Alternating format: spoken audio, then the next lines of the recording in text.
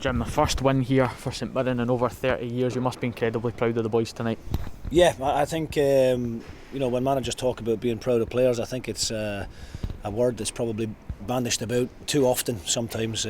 But yeah, tonight there is immense pride in the overall performance. Obviously the result is what it's all about at the end of the day, but for the amount of effort and the commitment that the players put in there, I mean, you could see the last 15-20 minutes they were dead on their feet, but they managed to see it through, which was incredible. You're always waiting on something happening, or, going over dead easy in the box. You're hoping that the referee doesn't get conned, which he didn't, and then we're needing Jack Annick to make a big save, almost the last kick of the game. So a really good collective team performance. There might have been one or two people scratching their heads before the game at the lineup and at the system, but I asked the players yesterday to buy into it. I felt that particular system today would have been a success if we all done what I was asking them to do, and I've got to give great credit to the players. Honestly, it doesn't matter what I ask them to do, whether it's in a training session or in a game, whether they enjoy it or they don't, they never ever don't do what I'm asking them to do, and I've got to give them great credit. It really was a brilliant effort, not just from the starting 11, but the subs that went on played a huge part as well.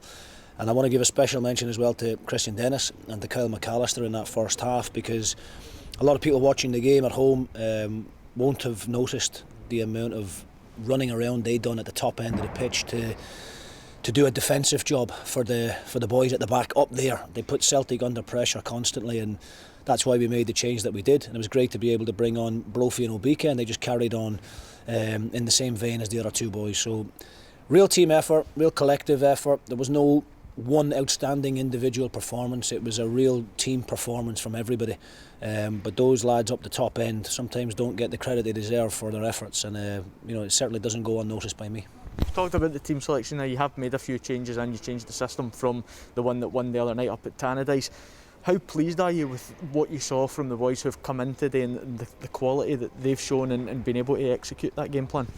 I think we've got a really good squad, Jim, and I think as a manager I've got to make those decisions, when to rest people and when to make changes, and obviously people will be wondering why you don't go with the exact same team that's just won 5-1, but there's a number of factors in my decision making for a starting 11. There's no way in the world Ryan Flynn could have started that game today. He would have definitely got injured because his hamstrings were extremely sore after what he put in on Wednesday night, and I've got to listen to my medical team.